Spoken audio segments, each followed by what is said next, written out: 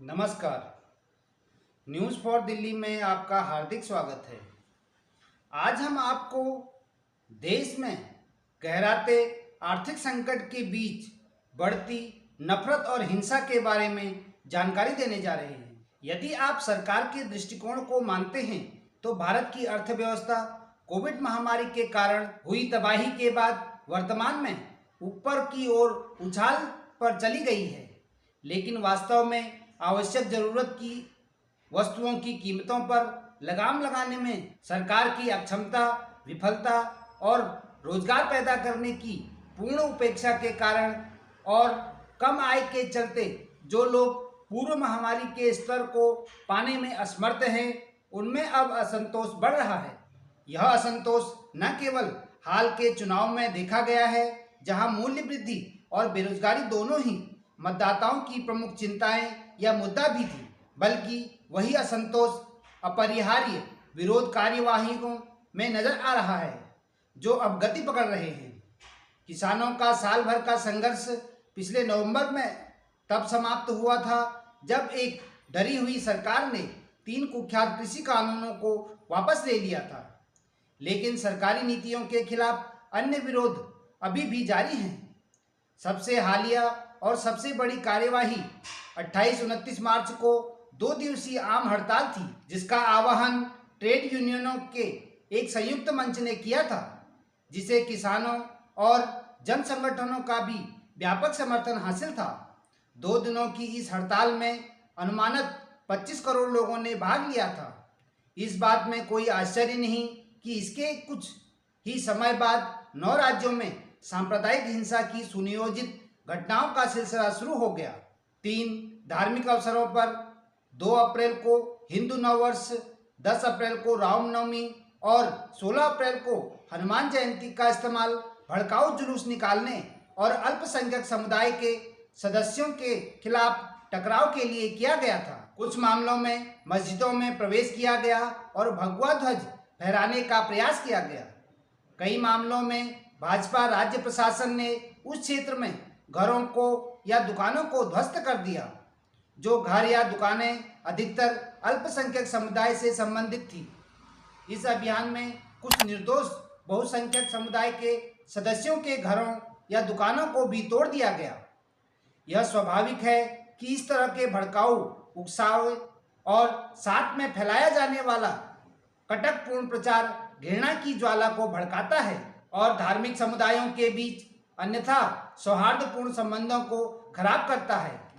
इसने मोदी सरकार को अपनी नीतियों को बदलने के बढ़ते दबाव से ध्यान हटाने के उद्देश्य का भी काम किया है, जो नीतियां देश और लोगों के व्यापक आर्थिक संकट की ओर धकेल रही है।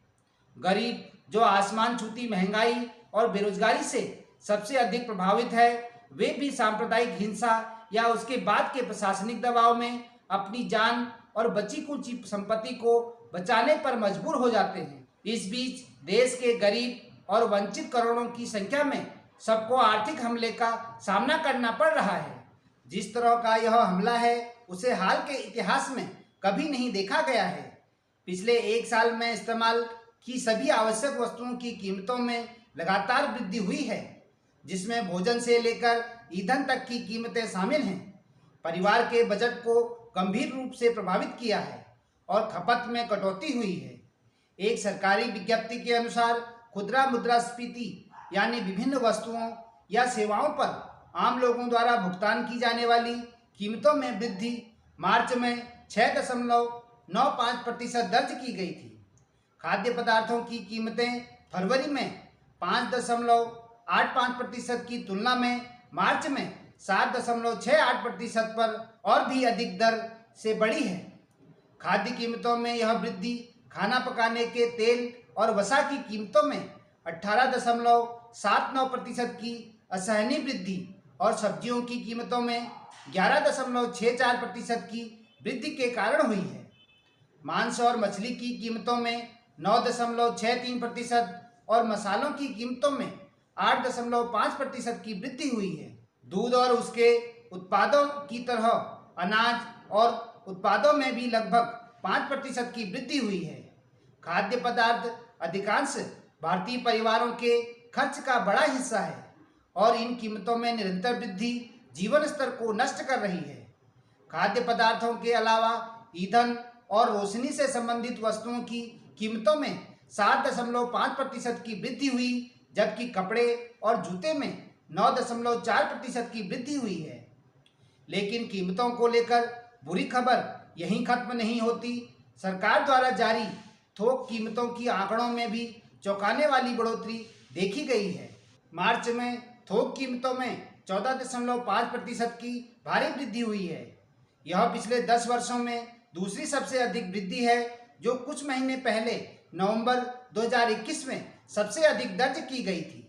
वास्तव में 2021-22 पिछले एक दशक में सबसे अधिक औसत वार्षिक थोक मूल्य वृद्धि यानी 13% की वृद्धि वाला वर्ष बन गया है। दूसरा उच्चतम वृद्धि वाला वर्ष 2012-13 था, जिसमें 6.9% की वार्षिक वृद्धि दर्ज की गई थी। इस वृद्धि में से अधिकांश ईंधन की कीमतों से प्रेरित हैं, जो थोक कीमतों में 25% की उछाल के लिए जिम्मेदार है। मोदी सरकार ने भारी उत्पाद शुल्क लगाकर पेट्रोल और डीजल की कीमतों को कृत्रिम रूप से ऊंचा रखा हुआ है। थोक मूल्यों में वृद्धि एक समय के बाद आम उपभोक्ताओं को हस्तांतरित हो जाती है। इसका मतलब है कि आने वाले महीनों में इन उच्च थोक कीमतों का भार आम लोगों पर ही पड़ेगा। पहले से ही उच्च उपभोक्ता कीमतों में वृद्धि होने की संभावना है। बढ़ती कीमतों से भारत में हमेशा नुकसान होता है, क्योंकि आबादी का बड़ा हिस्सा बहुत कम कमाता है। कोई भी मूल्य वृद्धि सीधे तौर पर पहले से ही निम्न जीवन स्तर को नुकसान पहुंचाती है, लेकिन वर्तमान में कमर तोड़ कीमतों को उन लोगों द्वारा वहन किया जा रहा है जो पहले से ही नौकरियों की कमी और कम आय से कुचले हुए हैं। यह केवल महामारी के कारण नहीं है, बल्कि मोदी सरकार की गलत प्रक्रिया ने पिछले 2 वर्षों में परिवारों की कमाई को भारी नुकसान पहुंचाया है। CMI सर्वेक्षण के आंकड़ों के अनुसार आर्थिक मंदी वास्तव में पहले शुरू हो गई थी और बेरोजगारी दर 2018 के उत्तरार्ध से 7-8% की सीमा में मंडरा रही है। नौकरियों के संकट का सही पैमाना सिर्फ बेरोजगारी दर से नहीं मापा जा सकता। इस संकट के पैमाने और गंभीरता को समझने के लिए यह देखें, पिछले 5 वर्षों में भारत में कार्यरत व्यक्तियों की कुल संख्या जनवरी 2017 में 40.1 करोड़ से कर 39.6 करोड़ हो गई। हालांकि इसी अवधि में भारत की जनसंख्या बढ़कर 130.5 करोड़ से 137.4 करोड़ हो गई है। इस संकट का एक अन्य पैमाना ग्रामीण रोजगार गारंटी योजना में काम की मांग का बढ़ना है। योजना के आधिकारिक पोर्टल के आंकड़ों से पता चलता है कि 2018-19 में लगभग 7.77 करोड़ लोग इस योजना में काम किए, जो 2019-20 में बढ़कर 7.88 करोड़ हो गई। लेकिन फिर 2020-21 में लॉकडाउन के कारण यह बढ़ गई और 2021-22 में यह 10.62 करोड़ के उच्च स्तर पर पहुंच गई थी। यह नौकरियों के संकट की गंभीरता को दर्शाता है, जो संकट लोगों को पहले से ही अति समृद्ध कृषि में वापस आने या नौकरी गारंटी योजना में मामूली काम की तलाश करने के लिए मजबूर कर रहा है। याद रखें कि योजना में प्रदान किए गए काम के दिनों की औसत संख्या लगभग 50 दिन है और औसत वेतन 2021-22 में प्रतिदिन केवल 209 रुपये था। जिस तरह की अल्प आय यह प्रदान करती है, वह उस संकट की ओर इशारा करती है जो लोगों को यह काम करने के लिए मजबूर कर रहा है, और मजदूरी की दरें दर्शाती हैं कि इस तरह के काम से उन्हें किस तरह की सहायता मिलती है। इकोनॉमिक टाइम द्वारा ग्रामीण खपत के स्तर पर किए गए एक अध्ययन के अनुसार वास्तविक कृषि मजदूरी में 2020-21 में मात्र 0.3% और वित्तीय वर्ष 2021-22 में 1% की वृद्धि हुई है। उन्हीं वर्षों में ग्रामीण क्षेत्रों में गैर कृषि मजदूरी में 2021 में 1% की वृद्धि हुई है। 2021-22 में 0.2% की गिरावट आई है। ग्रामीण क्षेत्रों में मुद्रास्फीति समायोजित मजदूरी में भी ये घोर परिवर्तन, जहां भारत की अधिकांश आबादी रहती है और काम करती है, वह दर्शाती है कि देश खुद की पैदा की गई महामारी में व्यापक आर्थिक संकट और गंभीर गरीबी में धंस रहा है।